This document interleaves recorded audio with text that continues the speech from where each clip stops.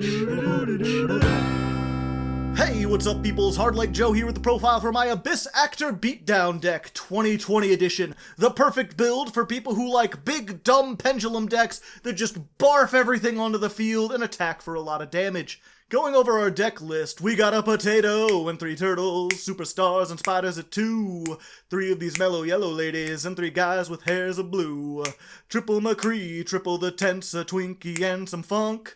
3 of these Danny DeVito clones and some actual literal monkeys. Spells are mostly scripts and King is clearly one of the best. We play it at 3 with Pot and Slumber, 1-ups for the rest. The extra deck is for extravagance and the only one you need is 3 of this Hyper Director man. The rest you can play as you please. Firstly, though, I like 3 Tis just for the current format. There's a lot of Dogmatica running around, and this really tickles their lamp, if you know what I mean.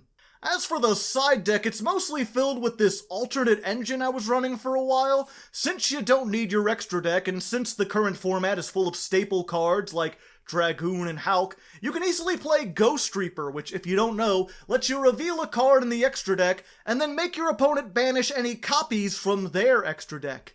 It didn't work very well online, because I do singles, and my opponents were pretty random, but if you're playing this in an established meta, or if you're siding for a match, you can easily put these bosses in your extra and replace the Kaiju engine with this. And if you do that, then your deck will be exclusively dark monsters, which means you can easily run Allure of Darkness. Which, you can also run in general as a replacement for Extravagance if you're trying to build this in real life on a budget. But yeah, enough about siding, let me explain how to actually play this thing. If you're unfamiliar with Abyss Actors, they are really quite simple. Step 1, complete your pendulum scales. Step 2, summon a whole bunch of monsters. Step 3, do the thing that monsters do, like attack and activate effects. Honestly, I'm not even sure if this should count as a step. I think once you do the first 2, it should be obvious where you go from there, so let's just focus on that first step. How to complete pendulum scales. Easy, get Mellow Madonna. She's a 0 scale, and she lets you pay 1,000 life points to search any Abyss Actor. Search your 9 scale, and bam! Now you can pendulum summon all the levels between 1 and 8. Which is everything, by the way. The highest we have is an 8, and we only play 1 of it. Now, unfortunately, using this search locks you into only summoning Abyss Actors for the turn, as do several other effects in this archetype, which is why the extra deck is mostly for show. The only thing you reliably summon out of here is Director, and that's because he effectively searches Mellow Madonna. He can be made with any one Abyss Actor, and his effect is target a monster in your pendulum zone, special summon it, then place an Abyss Actor from your deck into the pendulum zone. Most likely Madonna. He then, of course, locks you exclusively into Abyss Actors for the rest of the turn, though strangely, the first part of his effect isn't archetype locked. It works on any card in the pendulum zone, which means you can play generic pendulums like a Morphage Goliath and summon them with Hyper Director, but it's kind of risky because, if your opponent negates Director, you'll be stuck with this thing in your spell trap zone, and you really don't want it there because its scales are pretty bad. But I digress. The point is, any one Abyss Actor summons the Director, who can summon any other actor from scale, and replace them with Madonna, who then searches any other actor, letting you complete your scale and summon everything else from your hand. Basically, any 2 actors is full combo, as long as you can summon at least one of them, which is why we mostly play low-level monsters that we can normal summon, and keep the high-level boss monsters at 1 and 2 respectively. Of particular note, though, are Big Top and 3 Monkeys, because they can special summon themselves from the scales. Top can do it if you control no monsters, though it's only once per duel, and Monkey can do it as long as your opponent controls a monster. These 2 let you get Director, or at least threaten to get Director, without using your normal summon, which is key because this is a Go Second OTK deck that is usually going to be playing through Disruption. If you can bait out a negation using one of these 2, it'll leave you free to just normal summon your other monsters and proceed as planned. Monkey is particularly good at this because not only does it represent a free Director, but it also has a useful effect on the field, which is to tribute itself to place one Abyss Actor in the Pendulum Zone. Since this represents another way to get into Mellow Madonna, your opponent will often negate this if they can, which, again, leaves you free to do director shenanigans with one of your other monsters. As for what you actually want to Pendulum summon now that your scales are complete, everything. You want to summon everything, but these two high-level monsters are your main workhorses. The Purple Potato is your biggest beater at 3,000, and when it's summoned you can target an opponent's monster and lower its attack by 1,000 for every Abyss Actor you have, which usually means reducing them to 0 since you're going to fill up the entire field. Superstar, meanwhile, is mostly good because it can search an Abyss script once per turn. You may remember from the song that King is the best Abyss script, and that's because it lets you pop cards your opponent controls equal to the number of Abyss Actors you control, which is usually at least 3, probably more, which should be enough to clear the field for a direct attack. The best part about this, though, is that if you control a level 7 or higher Abyss Actor, your opponent can't respond to this card. So if they're foolish enough to let you use Superstar's effect thinking they'll just negate whatever comes next, you essentially get spell speed for Raigeki. As for the other scripts, they're more situational, so we just play them at 1 since they're searchable. Abyss-tainment lets you tribute 1 actor to get a script out of the graveyard, which lets you recycle things, obviously, but it also lets you get low attack monsters like Director off the field, so you don't get OTK'd on the clapback. Fantasy Magic is one of your few outs to things like Dragoon that can't be targeted or destroyed.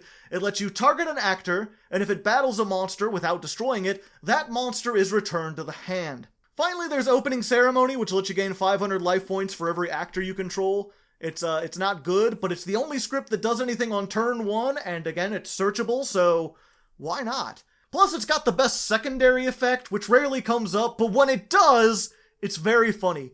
The scripts all have secondary effects, by the way, that say, if your opponent destroys them while you have an actor face up in your extra deck, you get to do something pretty broken. Opening lets you draw until you have 5 cards in your hand. Fantasy Magic puts a card on top of the deck, which I guess isn't very broken, but it's the exception. King lets you summon any 2 actors or scripts, and Abyss-tainment lets you summon as many actors from your deck as possible. This is why I recommend siding in things like Storming Mirror Force if you know you're going first. Only a complete fool would destroy the back row of an Abyss Actor player, which means things like battle traps that would otherwise be huge targets can actually stick around until the battle phase. But yeah, that's pretty much the main core of the deck. Complete your scales using Madonna and Director, summon your big dudes, blow up the field, attack for a lot.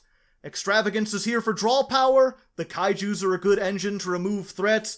You could easily replace them with whatever you want. Other draw power, hand traps, Nibiru, these don't have any particular synergy with the deck, I just like them. Other than that, all your other Abyss Actors have their own quirks and effects, obviously. I won't go over all of them in detail, but I can give you a quick TLDR. Sassy Rookie is the most optional. His main effect is that he can't be destroyed once per turn, and if he is destroyed, he floats into another actor. This makes him good bait against certain kinds of disruption, but that's really about it. He's mostly just here because he's a normal summonable actor. Wild Hope is a 2 scale, who can target your other scale and make it 9, which makes him a nice backup if your actual 9 scale gets removed. Speaking of which, we just play her at 1 to search off Madonna because her attack is so low. She does have an interesting monster effect, which allows her to attack 3 times against monsters, and she's not destroyed by battle while attacking, which can make a neat combo with Fantasy Magic and this other script that I didn't include in the build, but that rarely comes up. Funky Town, either on the scale or on the field, can boost a monster's attack, which can be useful for getting your big potato up past 4,000, so he can deal with stuff that can't be targeted or destroyed. It rarely comes up, which is why we just play him at 1 and search him when needed. Finally, there's Comic, which has the most utility. In addition to having a pretty high scale at 8, while he's in the Pendulum Zone, he can blow himself up to swap an actor you control with a monster your opponent controls, which is some nice targeted removal that can also lead into OTK, since you can give, like, your opponent an attack position monkey while taking the kaiju back that you gave to them earlier. On the field, he's kind of weird. First, you take no battle damage from attacks involving him, which makes him ideal for Fantasy Magic. Also, during your standby phase, you must give control of him to your opponent, and when he switches sides, you can then destroy a face-down Abyss script you control. Since he's on your opponent's side of the field when this happens, this triggers the Abyss script's broken effect, which is neat and all, but it rarely happens. You mostly leave it out as bait. knowing that they have to destroy this or face some sort of penalty. And that's really it. The only other things I didn't mention are these two last cards in the side deck. DD Crow, just another dark attribute hand trap you can run alongside a lure. And Supreme King Dragon Odd Eyes, an interesting replacement for Goliath.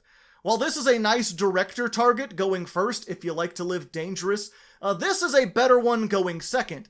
It says any damage dealt by pendulums against monsters is doubled, which can easily make for an OTK if you have a funky boosted potato. Not something I wanted to try, but if you want to be more silly, go for it. Let me know how it works.